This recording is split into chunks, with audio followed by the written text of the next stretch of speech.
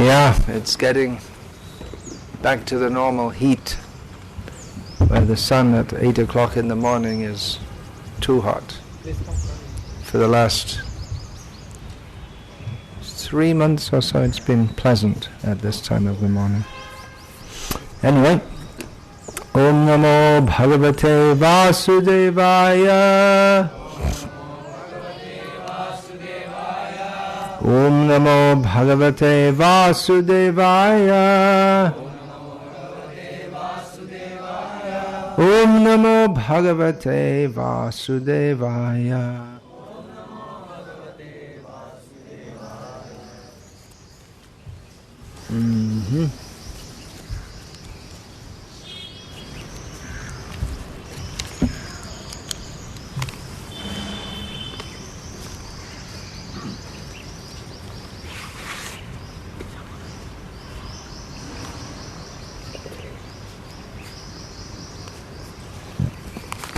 Sri Chaitanya Charitamrita, Madhya Lila, Chapter 22, Text 36, Translation and Commentary by His Divine Grace A.C. Bhaktivedanta Swami Prabhupada. Akamaha Sarva Kamaha Va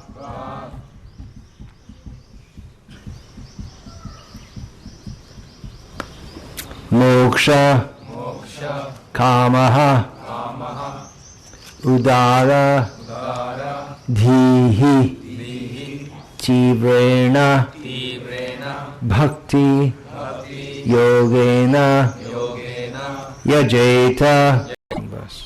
Akama sarva kamo va. Akama sarva kamo va. Moksha kama udara. Yajeta purusham param. Akamo sarva kamo va. Moksha kama udaradhihi. Tivrena bhakti yogena. Yajeta purusham param. Akama sarva kamo va. Moksha kama udaradhihi. Tivrena bhakti yogena. Yajeta purusham param. Akama sarva kamo va. Moksha kama udaradhihi. Tivrena bhakti yogena. Yajeta purusham param. Akama sarva kamo va. Moksha kama udaradhihi. Tivrena bhakti yogena. Yajeta purusham param. Any ladies? No. They can't see the board, is it? It's in English. It's translation. That's the Hindi translation is going on there. Or we'll be going Telugu. Someone can arrange that Telugu translation. We have several competent translators present.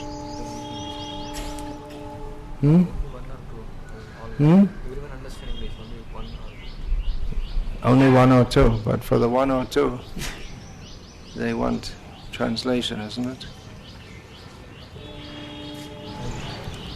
Akamaha, a pure devotee with no desire for material enjoyment. Sarva Kamaha, one who has no end to his desires for material enjoyment.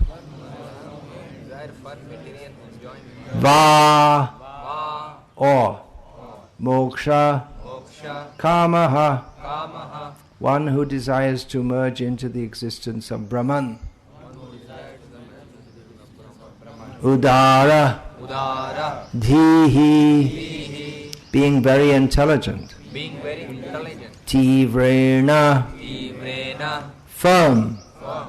Bhakti. Bhakti. Yogena. Yogena. By devotional service. By devotional service. Yajeta. Yajeta. Should worship. Worship. Purusham. Purusham. The person. Param. Param. Supreme. Supreme. Translation. Whether one desires everything or nothing, or whether he desires to merge into the existence of the Lord, he is intelligent only if he worships Lord Krishna, the Supreme Personality of Godhead, by rendering transcendental loving service. Purport. This is a verse from Srimad Bhagavatam, Canto 2, Chapter 3, Text 10.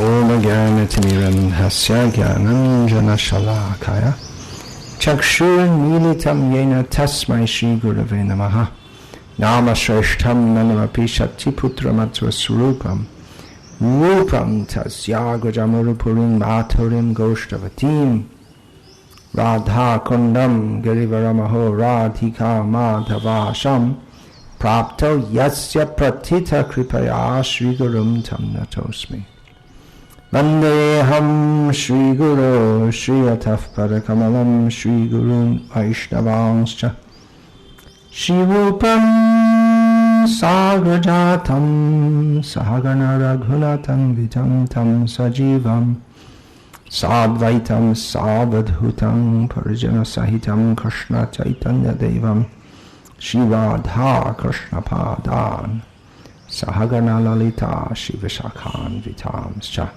Vedaham etam purusham mahantam adityavarnam tamasaf parastat tameva vididvati mrityumeti nanyaf pantha vidyate yanaya yasmat param na paramasti kinchit jayati janani vaso deviki jannavado yaduvara parashat swayad dorbhir asyan adharmam sthira chara vrijana susmita shri mukhena vajapura vanitanam vardhayan kamadevam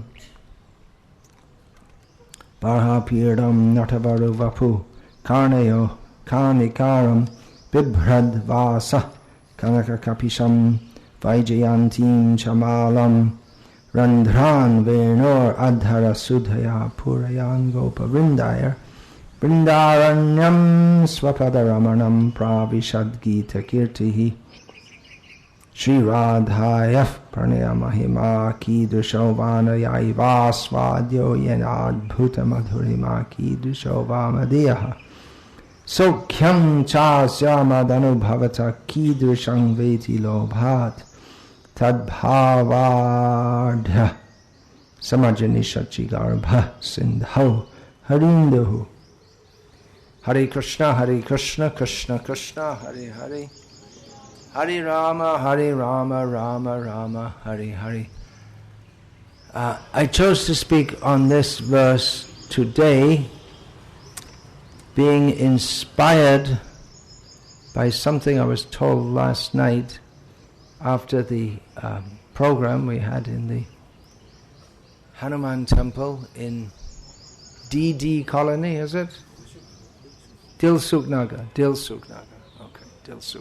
This is DD Colony, where we are now. DD stands for Durdarshan. Durga Bhai Deshmukh. Durga Bhai Desh Bandhu. Deshmukh. Deshmukh means what? Deshmukhya? One surname on Hamanga Brahmanas. Oh, it's a Durga Bhai, not Bhai. Female. Anyway, I didn't inquire too much about that.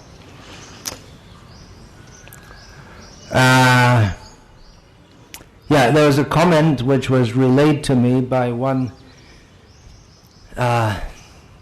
student who started to attend our programs, who commented to one of our devotees, who relayed it to me, that he had said that by Krishna's mercy I finished top of my class. So I thought that would be good to discuss in relation to this famous verse. You may wonder why I chose to speak on it from as it's quoted in Sri Chaitanya Charitamrita, where the purport is not really a purport. It doesn't give any explanation, it just gives the reference where it's from. Whereas in Bhagavatam there is quite an extensive explanation of the verse. The reason I want to is that I want to read also the verses in Chaitanya Charitamrita that follow this, that act as a purport. You'll find in Sri Chaitanya Charitamrita there are these sections, just like this section is that of Sanatana Goswami's Chaitanya Mahaprabhu's instruction to Sanatana Goswami, Sanatana Shikha as it's known. That one point will be discussed from Bhagavatam, and then another point will be discussed, but it all flows one into another. It's very expertly done. From this we can see also by Krishnadas Kaviraj Goswami bringing out so many points which define the philosophy of Krishna consciousness, Gaurya Siddhanta. He gives, in Chaitanya Charitamrita, he has summarized all the important, or the main philosophical points of the Sandarbhas, and given profuse references. Just this, here, this is reference. He states the principle in Bengali, just before this. This is verse 36 in this chapter. Verse 35 is Bhukti Mukti Siddhi Kami Shu Buddhi Jodi Hoy Garha Bhakti Joge Tobe Krishna Re Bhajoy. And then Srila Prabhupada, as he often does, adds purport into the translation. He gives the translation, thus, due to bad association, the living entity desires material happiness, liberation, or merging into the impersonal aspect of the Lord, or he engages in mystic yoga for material power. If such a person actually becomes intelligent, he takes to Krishna consciousness by engaging himself in intense devotional service to Lord Sri Krishna. And then the Akarma Sarva Karmova verse is quoted. So Krishnadas Kaviraj Goswami very brilliantly here, of course he's not trying to make a show of linguistic brilliance or literary brilliance, but it is literally brilliant in both senses of the word, literally here, in which he makes one topic flow into the other and brings out references from Shastra, mostly from Srimad Bhagavatam, which really helps us to understand how Bhagavatam is the best of all scriptures, because it clearly delineates pure devotional service to Krishna in so many ways, so many points. There are quotes from here and there and other places also, but mostly from the Bhagavatam. The Bhagavatam, all the philosophy of Krishna consciousness, which we may we may, because we're so used to it by now, take it for granted, but even in other Puranas which describe the glories of Lord Vishnu, not exclusively as does Bhagavatam, or Vishnu Purana gives the glories of Lord Vishnu, but the philosophical treatment that's given in the Bhagavatam is, well, apart from the Bhagavatam clearly establishing Krishna as Bhagavan Swayam, but also so much philosophical teaching to help us understand all these points. And then all those teachings, the 6 Goswamis, particularly Jiva Goswami, he codified them, systematized them in the Sandarbhas, and then Krishnadas Kaviraj Goswami has not such a systematic form because it blends with the chronological life story, for want of a better word, pastimes of Chaitanya Mahaprabhu. But all the points are there, very well presented. So I wanted to read that and just demonstrate that. These verses give a commentary on that. We may say that, well, yeah, it's I finished first in my class by the mercy of Lord Krishna. Yeah, that's one form of the mercy. Maya also means mercy. That's one of the meanings of Maya. So, if we back translate it by Maya, I finished top of the class.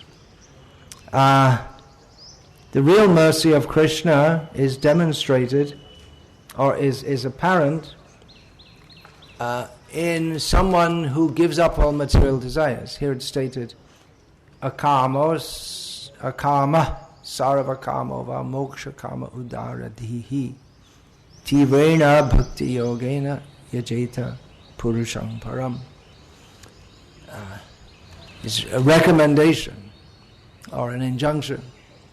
Whatever your situation is, you should intensely worship the Supreme Personality of Godhead. So it might seem that it's recommending that it doesn't matter what situation you're in, you worship Krishna. That's true. But the point is that one should worship Krishna. Not the point isn't that whatever, all situations are the same. If we say whatever situation one may be in, one should worship Krishna, that's a fact.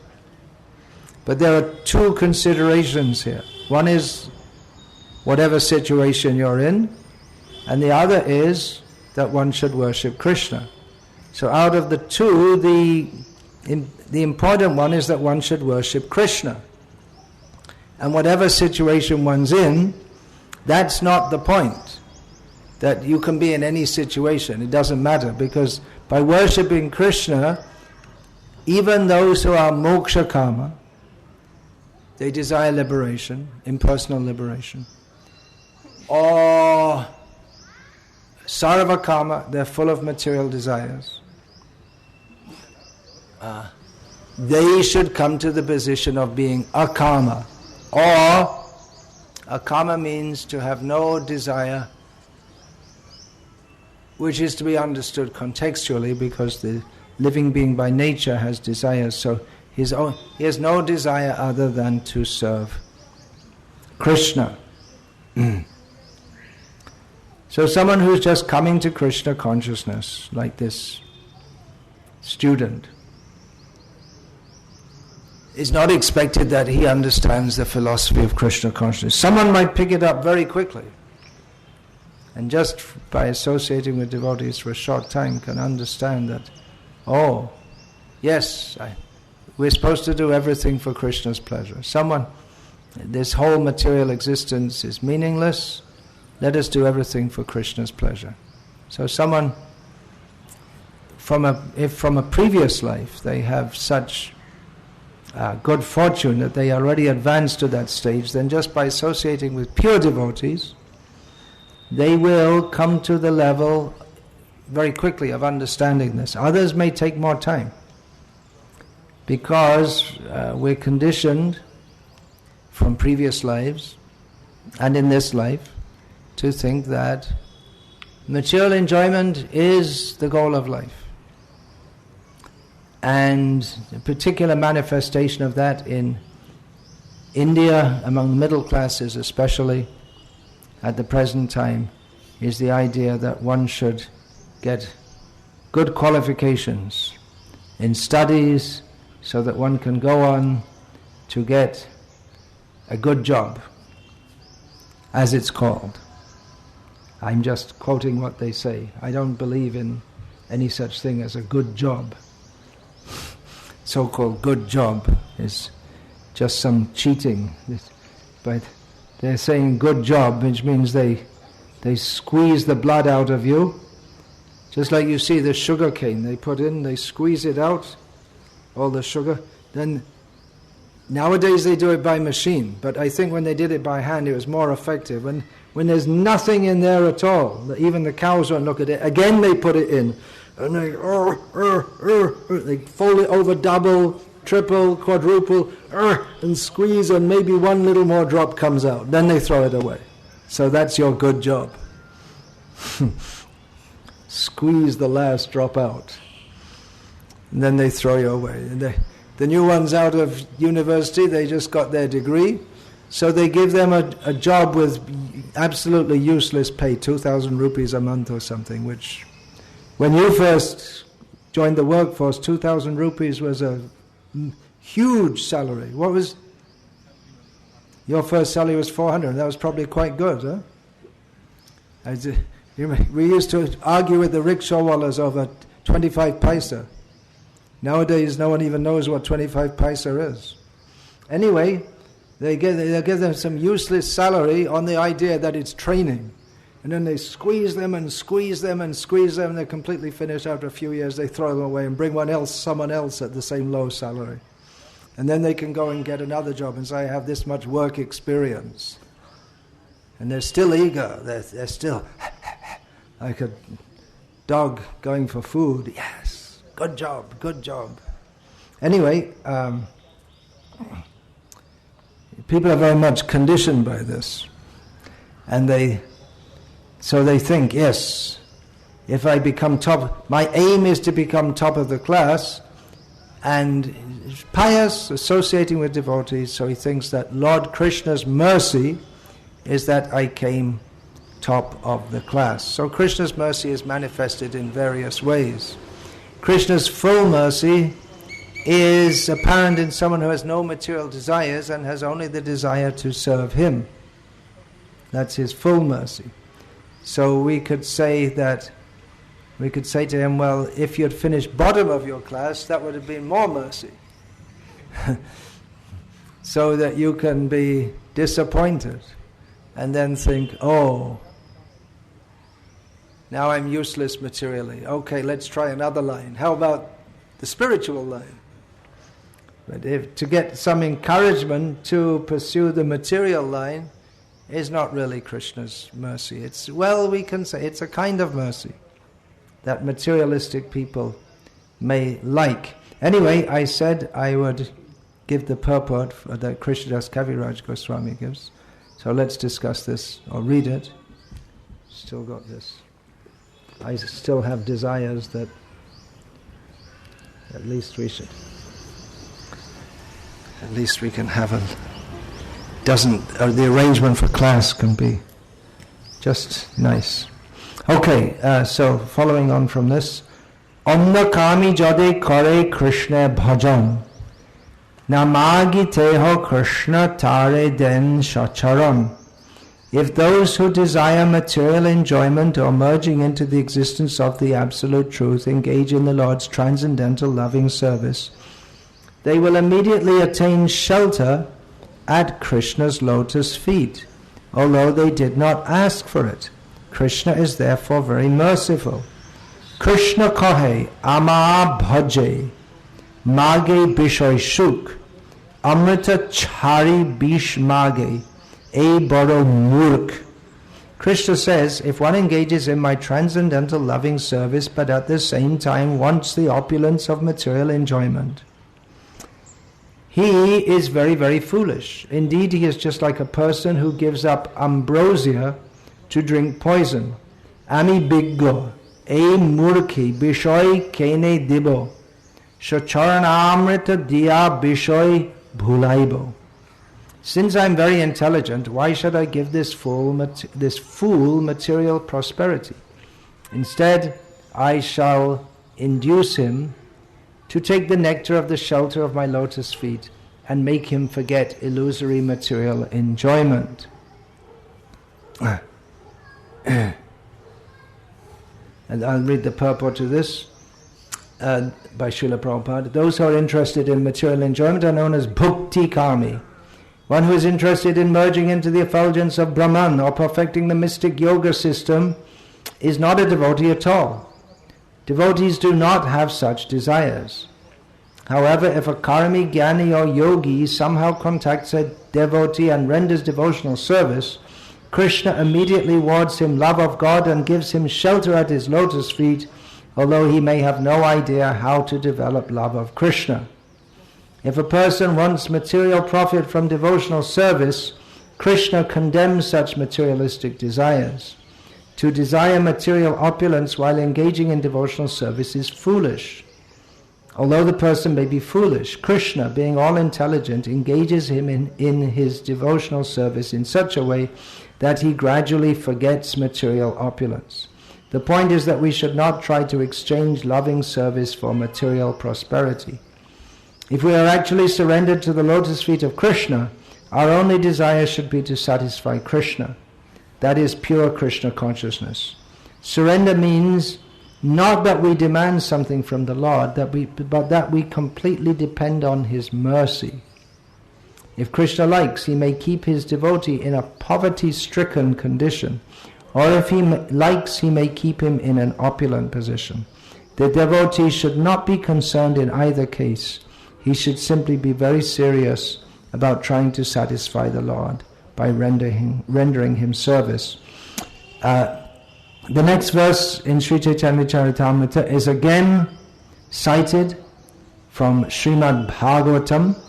Satyam dishatar titam artito nirnang naivartado yat punar artita yataha svayam vidate bhajatam anichatam ichhapidhanam nijapada pallavam.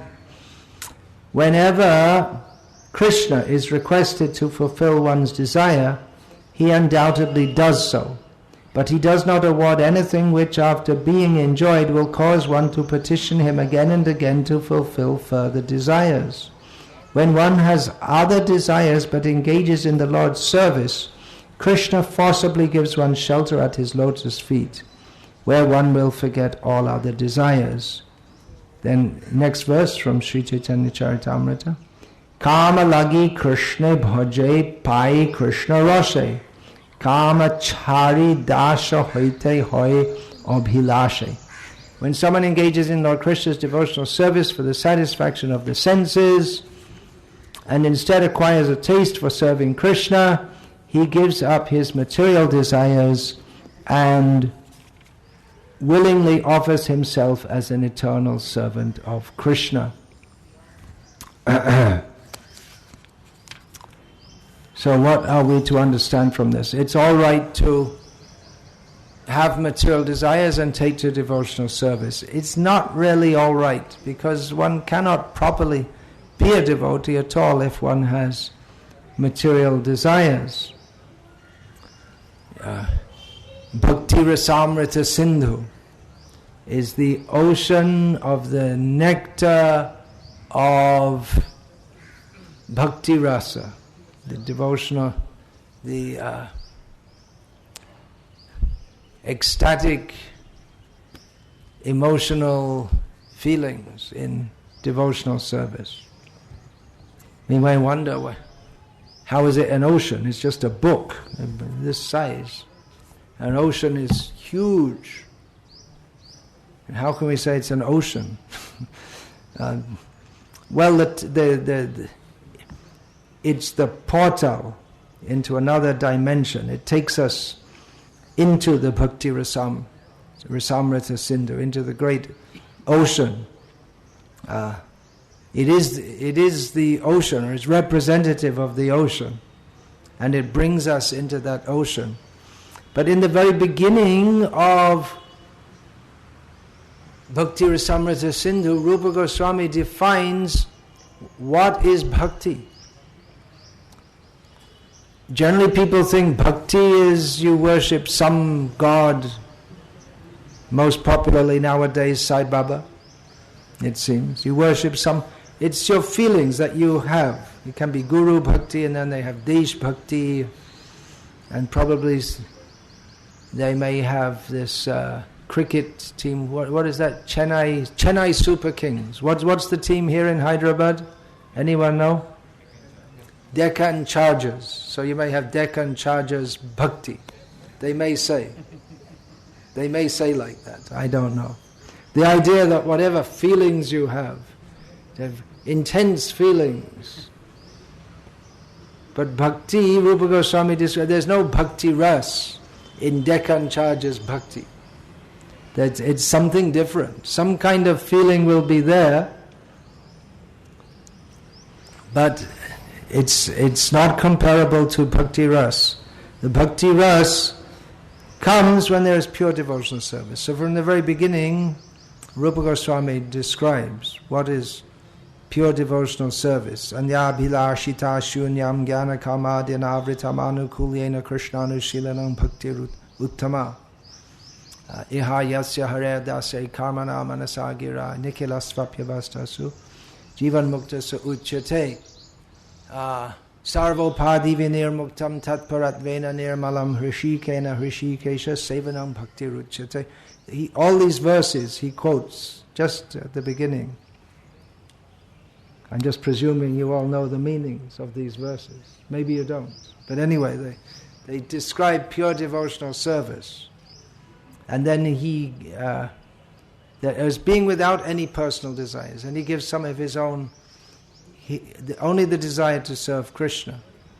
And he gives his own verse also. I believe that's composed by Rupa Goswami. That bhukti mukti spriha yavat pishachi hridi vartate tavat bhakti sukhasyatra katam abhyudayo bhavet. As long as the witches of desire for material enjoyment and or generally they don't go together, material enjoyment or impersonal liberation are within the heart, then how can one taste the bliss of bhakti? So the amrita of bhakti, that is not the amrita of material enjoyment. The amrita of material enjoyment is vishayendriya samyogam yattadagre mritopamam.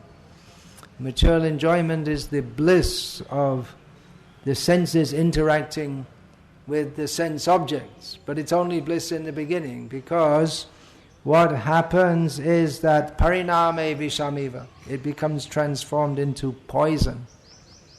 Tatsukam rajasam smritam, that is happiness in the mode of passion. But bhakti ras is far, far beyond even the mode of goodness, what to speak of the mode of passion. That another symptom, the sandrananda visheshatma, one of the symptoms of pure devotional service is that it situates one in intense bliss.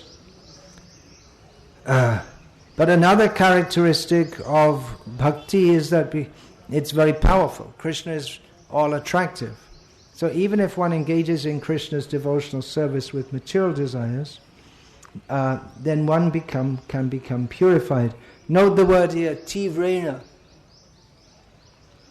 Here Srila Prabhupada translates as firm, elsewhere he translates it as intense. It's not that one has all material desires and just says Haribol once a day, and then all of a sudden he's transformed into a pure devotee. There has to be some intensity of service. Generally, how can one be engaged in devotional service? By the guidance of pure devotees. An example of someone coming from materialistic desire to pure devotional service was Dhruva Maharaj, but see how intensely he performed devotional service. He was given a program of intense devotional service. There may be various factors. Just I heard a narration of one Vaishnava Brahmin by caste who did what? When he got little older, what did he do? What do most Vaishnava Brahmins do? He went to America. That's the normal thing that young Vaishnava Brahmins do nowadays, and non-Vaishnavas, not to forget the Smartas also. So he went to America, and his father or grandfather gave him the Shalagram Shila, family Shalagram Shila, to worship, which he didn't do. And he became a beefeater. But after some time, somehow or other, he got the idea, okay, let me, just in memory of his grandfather, let me do a little puja once a week. And that triggered something in him. Then he started to do twice a week, 3 times a week. Then he gave up beef eating and came to devotional service fully. So that maybe that's reminiscent of Bilva Mangal Thakur, who in a previous life he'd come to a very high level of bhakti, but he had some gross material desires still somewhere in his heart. He indulged in them, and at some point he got the clue of pure devotional service and just left all that and came back to his proper position. Even then he wobbled a little bit before he got fully situated in pure devotion. So someone who will take to devotional service with material desires means even to take to devotional service, they must have some pious background, generally speaking. There must be something there. Of course, that piety can be created simply by association with devotees. So that's a vital factor, because unless one has association with devotees, he won't even have an idea to serve Krishna.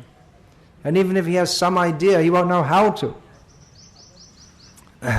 So although it's not mentioned in this particular section of few verses, that will be stressed. How association with, actually it's already stressed it before this, association with devotees is the vital factor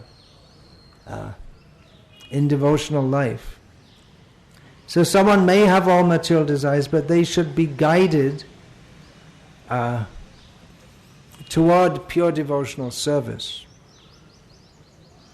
Who will guide them? Devotees. So devotees, they have to preach the message of the absolute truth.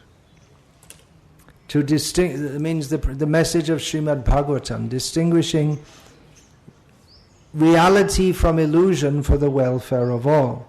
So we may think on reading this section that why don't we just tell everyone, chant Hare Krishna and you'll be top of your class. There's a problem with that. There are several problems with this proposition. One problem is that not everyone can be top of the class.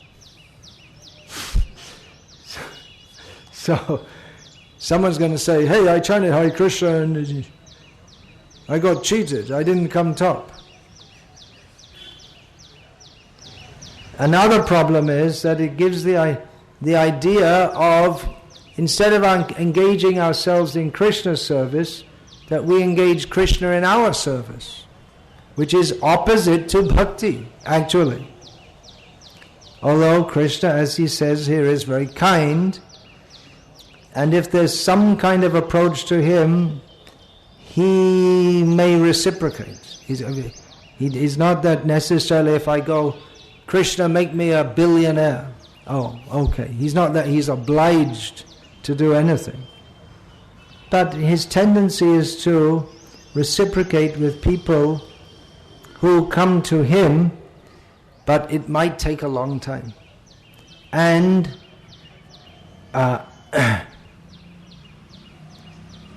it might not happen at all in this lifetime. The vital factor is association with devotees who give us the proper guidance. But if the devotees go on telling everyone, oh, you have a legal problem, chant Hare Krishna. Actually, we may say that. You have a legal problem, chant Hare Krishna. But we don't, at least I won't say, chant Hare Krishna and your legal problem will be solved. We don't say that. Because how can we say that? That means, if we preach like that, that means that we are trying to order Krishna to solve their legal problem. Or if we say chant Hare Krishna, you'll get better marks. That means we're trying to order Krishna, now you have to give him better marks in the exam.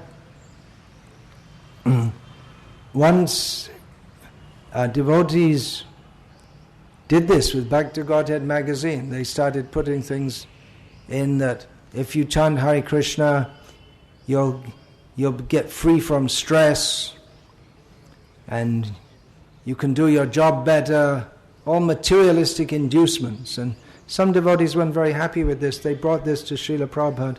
Srila Prabhupada's response was to change the editorial staff of Bhakti Godhead. And he said that we shouldn't induce people to chant Hare Krishna for material benefits, but inform them that by chanting Hare Krishna is meant for developing love of God.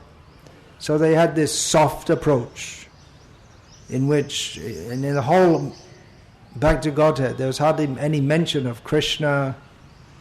There are different articles about seeing God in nature, things like this. Environmental crisis, with nothing about Krishna. So then they changed the staff and Bhakti Godhead became heavier than ever. And Prabhupada approved that. Although he didn't approve of showing pictures of cow slaughter or showing the history of the Christian religion, torturing Catholics, torturing Protestants, and Protestants torturing Catholics. He didn't approve of that. But he didn't approve of trying to give people material inducements to take up devotional service, because devotees have to tell people that, oh, you want to be top of your class. What's the point?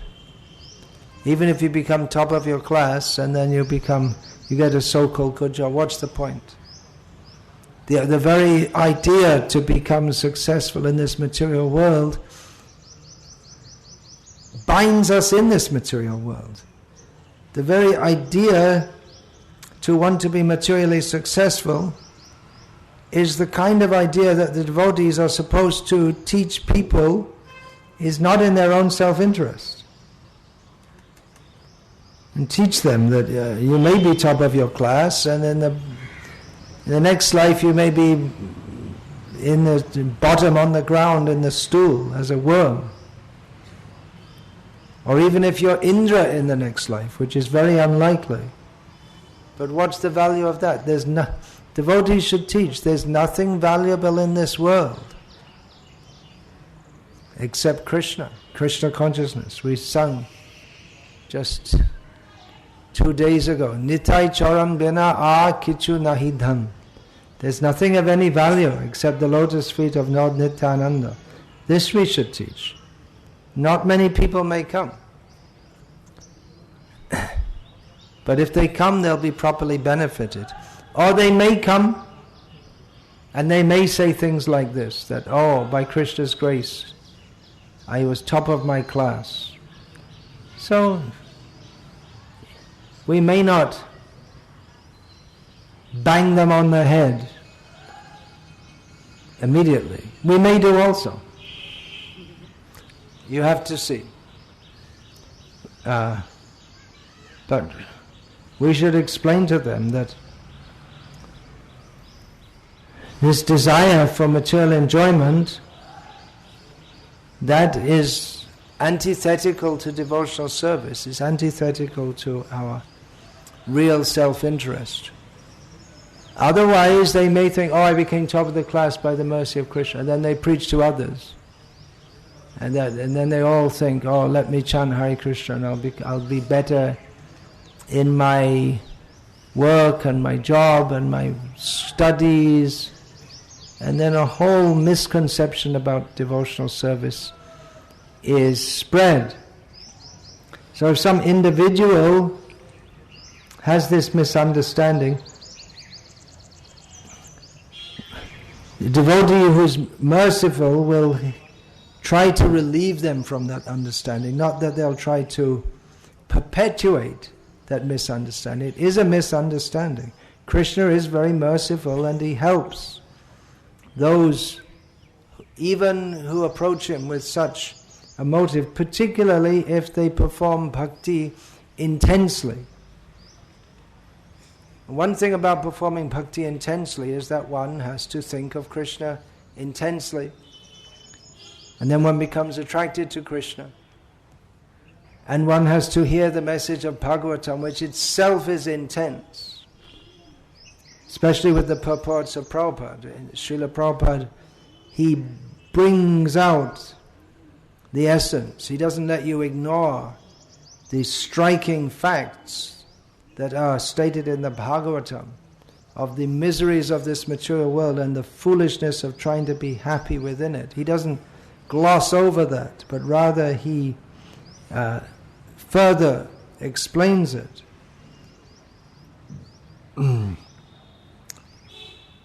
So devotees shouldn't propagate this mixed devotional service. We welcome anyone who comes and chants Hare Krishna, but we're really interested in bringing people to the platform of pure devotional service. Ekas chandras tamohanti kim natara sahasrashaha. There may be thousands and millions of people saying, well, I chanted Hare Krishna and I won the lottery. Actually, not millions of people say, but I chanted Hare Krishna, now I feel so much better. There may be. But we really want someone who said that I chanted Hare Krishna, now I understand I'm supposed to be Gopi Bhartur, Gopi Bhartur Padakamalaya Dasa Dasa Anudasaha. I'm supposed to be the servant of the servant of the servant of the lotus feet of the maintainer of the gopis, namely Krishna.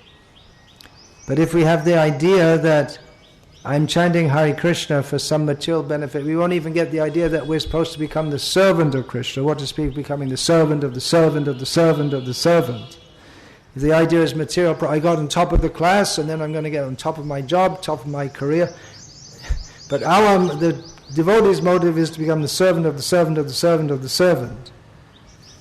Trinadapi sunichana. Anyway, we don't blame this boy. He's newly coming and may not, it's not expected everyone can understand everything immediately, but he should be instructed that the real mercy of Krishna is to go beyond all material desires and fully surrender to him. And if you read this section, you may try to cultivate both side by side. But what happens is that someone who tries to cultivate both side by side, they find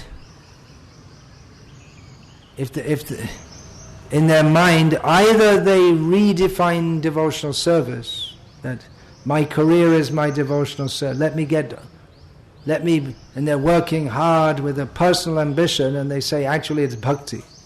So that's a disservice to bhakti. Or they suffer from cognitive dissonance, which was a term that was recently applied on the internet to myself. It means when you're, so I looked it up to see what it meant. It means when you're doing something which you think is wrong, but in your mind you try to forget it and try to, so you're telling yourself something is right, but actually in the back of your mind you know it's wrong. So one may be trying to become a material success, and at the same time going home and chanting Hare Krishna and reading Prabhupada's books in which it says any attempt to enjoy this material world is simply nonsense. I'm paraphrasing.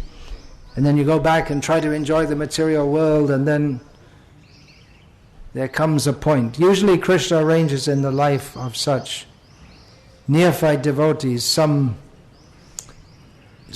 that happens that just jerks them to devotional service. And it's usually it's usually very unpleasant, as in the case of Chitraketu Maharaj, for instance.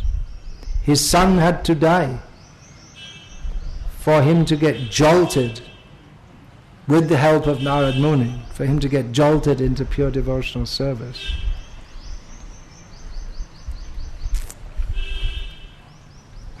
Hare Krishna.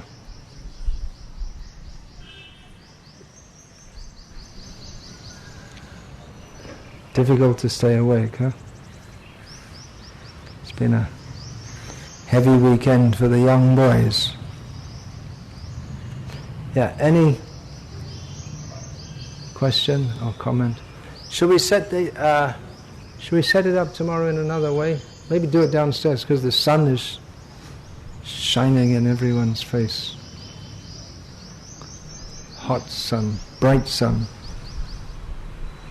Yeah, okay, Narota.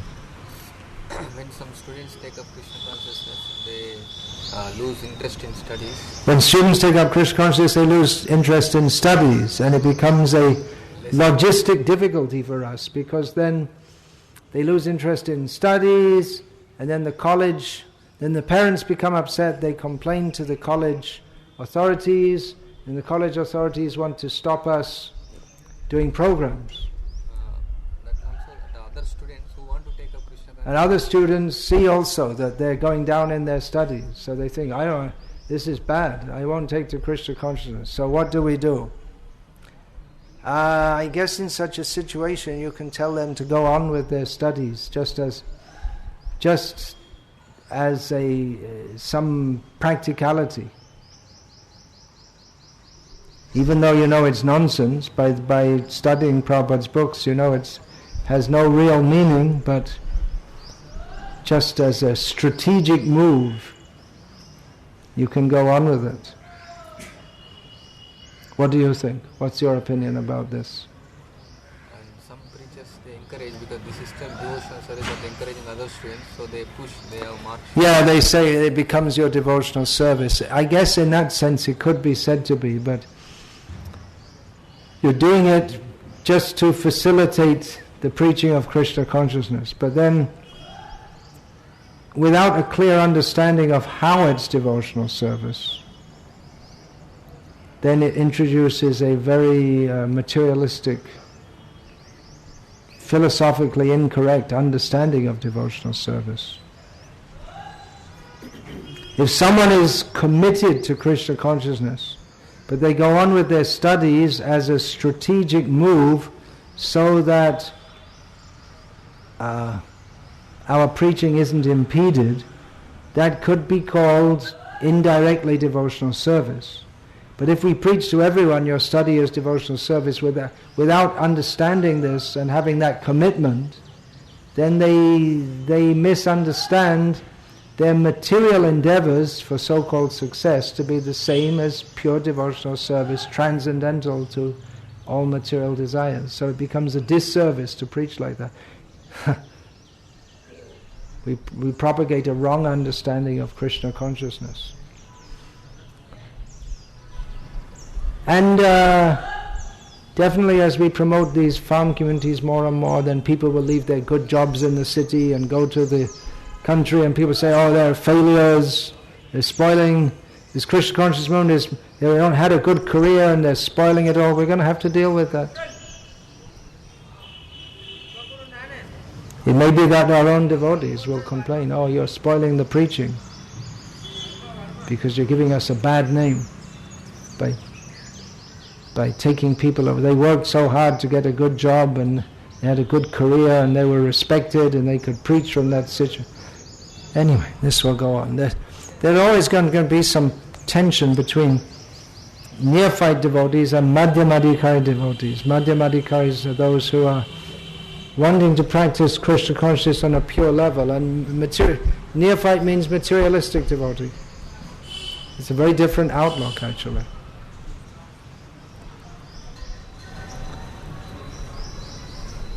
Yeah. You mentioned two cases of devotees, where one is he changes the definition of bhakti, The other is one who changes the definition of bhakti. They may not even purposefully do it. They may not even be aware.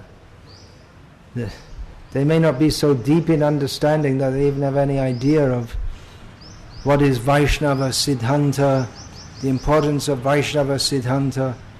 Generally people who do this, they have a very superficial approach.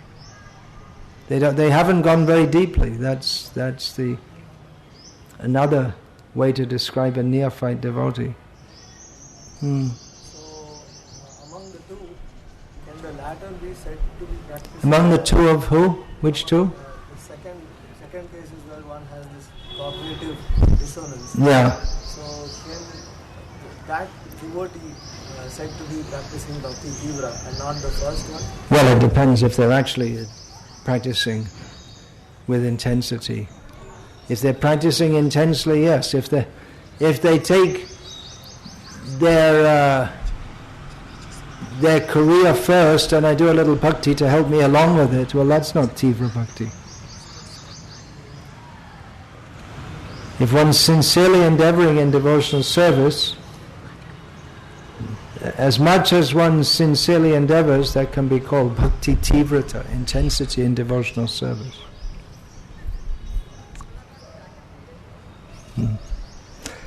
Yeah.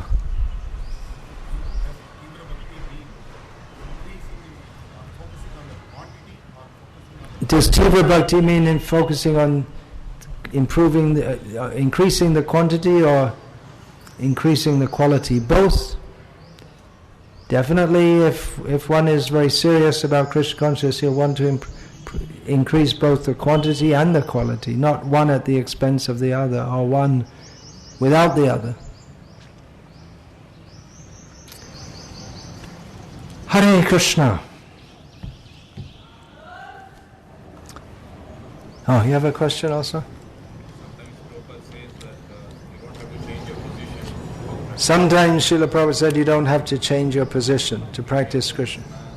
You can be a businessman. Yeah? Sometimes he says that, yeah. You can be. He was a businessman from the superficial point of view, but he was engaging in tivra bhakti. But he wasn't cultivating material desires.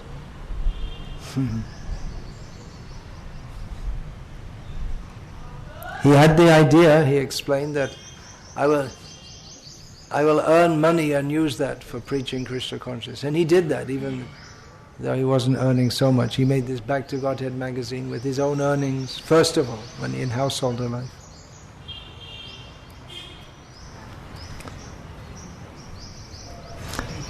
Yeah. You're in Krishna consciousness from past four decades. May I know your status in Krishna consciousness? Spiritual status? Yeah, it's got nothing to do with the discussion today. My status in Krishna consciousness after 40 or so years, which is just a blip in time. Status is, we're trying. That's all. Prabhupada's mercy, I'm still here. That I can say. Okay, Hare Krishna. We'll finish now. All glories to His Divine Grace, Srila Prabhupada. Hare Krishna.